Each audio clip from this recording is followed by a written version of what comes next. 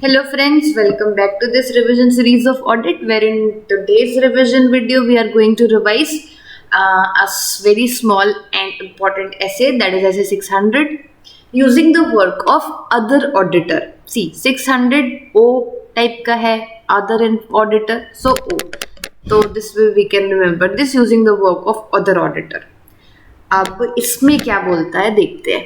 इसमें जो principal auditor है, जो जो प्रिंसिपल ऑडिटर है वो दूसरे ऑडिटर के काम को यूज करता है. मेजरली एक लाइन से हमको ये समझ आ रहा है. ठीक है, प्रिंसिपल ऑडिटर कौन होता है?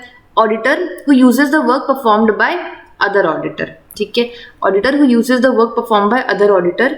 रिस्पॉन्स, अब इस प्रिंसिपल ऑडिटर की रिस्पॉन्सिबिलिटी और ये प्रिंसिपल ऑडिटर होता कौन है, ठीक है, ये दोनों इसके बारे में लिखा हुआ है. So responsibility for reporting on the financial information of an entity when that financial information includes financial information of one or more components audited by another auditor. तो इसकी जो रिपोर्टिंग रिस्पॉन्सिबिलिटी होती है, जब जैसे एक और एक से ज्यादा फाइनेंशियल इंफॉर्मेशन, मतलब क्या होना चाहिए, ग्रुप ऑडिट होते हैं, है ना, तो उस केस में प्रिंसिपल ऑडिटर की ही रिपोर्टिंग की रिस्पॉन्सिबिलिटी होती है. Acceptance as principal auditor. Acceptance as principal auditor. Auditor should consider the following before accepting his position as the principal auditor. क्या क्या कंसिडर करेगा? सबसे पहले materiality of the portion of the financial information which principal auditor audits. जो portion principal auditor audit करने वाला है ना, फाइनेंशियल इंफॉर्मेशन का, उसकी मटेरियलिटी एक बार चेक करना, एक बार कंसिडर करना. फिर सेकंड, रोमम मतलब risk of material misstatement in the financial information of the components audited by the other auditor. Risk of material misstatement consider करेगा. जो भी कंपोनेंट्स अदर ऑडिटर अब क्या बोलना चाहिए ऑडिट कर रहा है उसका भी.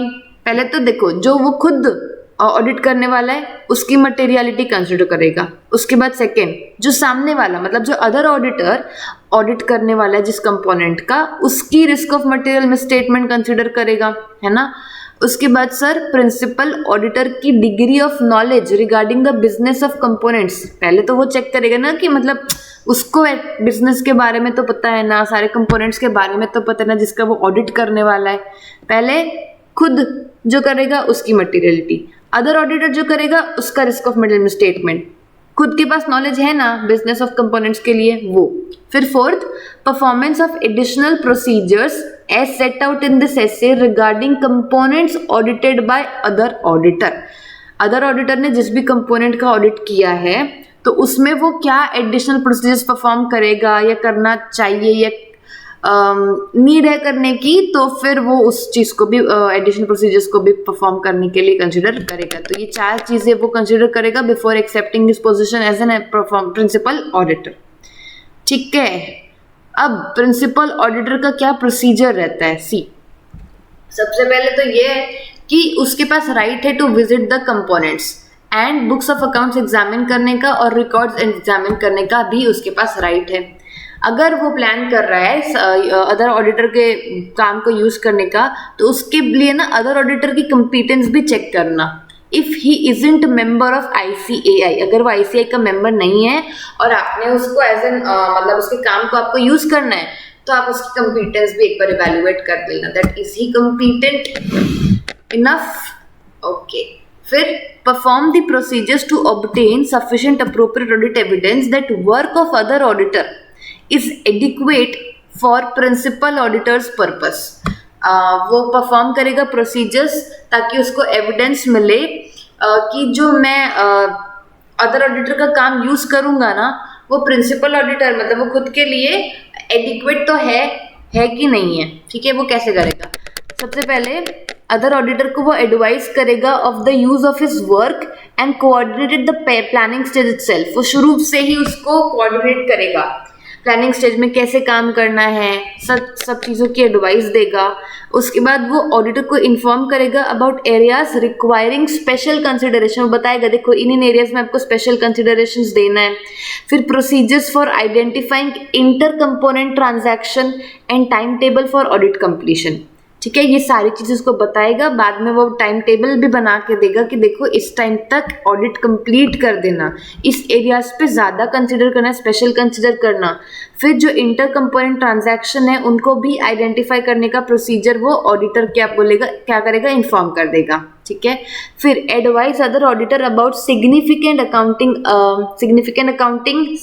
ऑडिटिंग एंड रिपोर्टिंग रिक्वायरमेंट्स, ये उसको बता देगा सिग्निफिकेंट चीजें। And obtain the representations as to compliance with them, उसके बाद वो उससे रिप्रेजेंटेशन मांगेगा कि तू ये चीज़ों से कंप्लाई तो कर रहा है कि नहीं कर रहा है, ठीक है।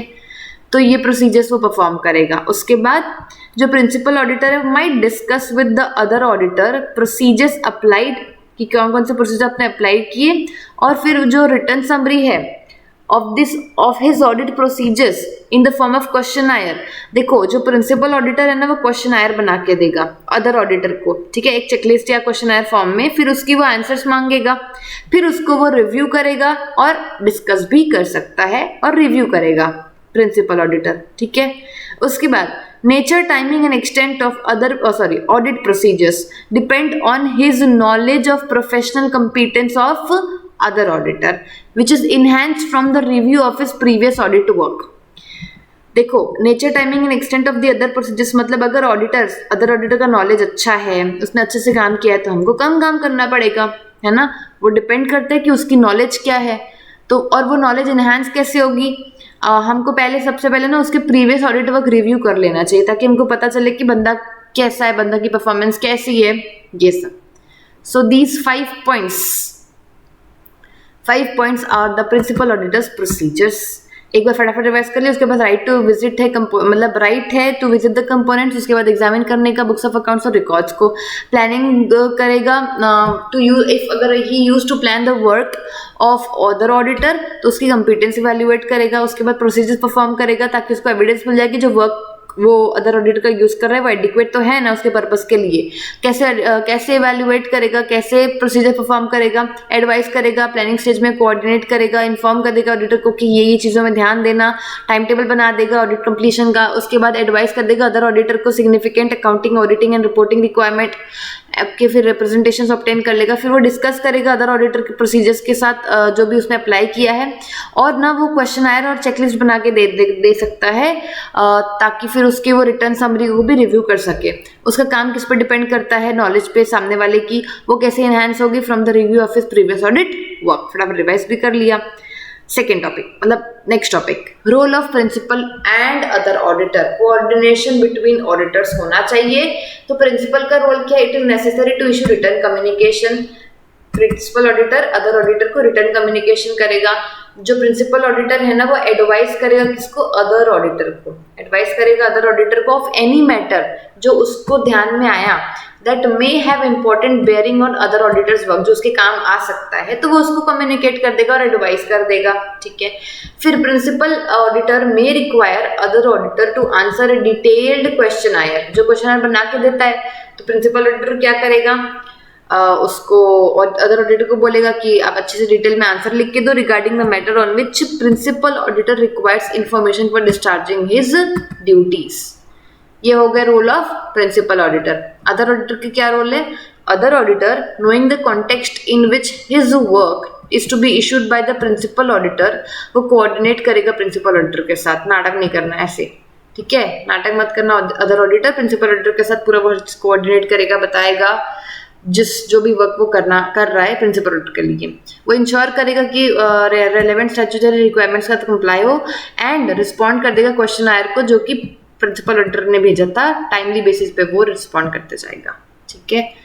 क्या बात। लास्ट टॉपिक ऑफ दिस ऐसे, reporting considerations when principal auditor concludes that जो वर्क ऑफ अदर ऑडिटर है वो यूज नहीं कर सकते हैं and he hasn't been able to perform sufficient additional procedures regarding financial information of component audited by other auditor, वो कुछ नहीं कर सकता ना, वो कुछ एडिशनल प्रोसीजर परफॉर्म कर सकता है जो अदर ऑडिटर परफॉर्म करने वाला था, ऑडिट परफॉर्म करने वाला था कंपोनेंट की, और उसका काम भी यूज नहीं कर सकता। तो वो क्या कर देगा, क्वालिफाइड और disclaimer of an opinion express कर देगा, क्योंकि यहाँ पे limitation on the scope of audit है, मतलब उसको तो ऑडिट एविडेंस मिल रहा ही नहीं है।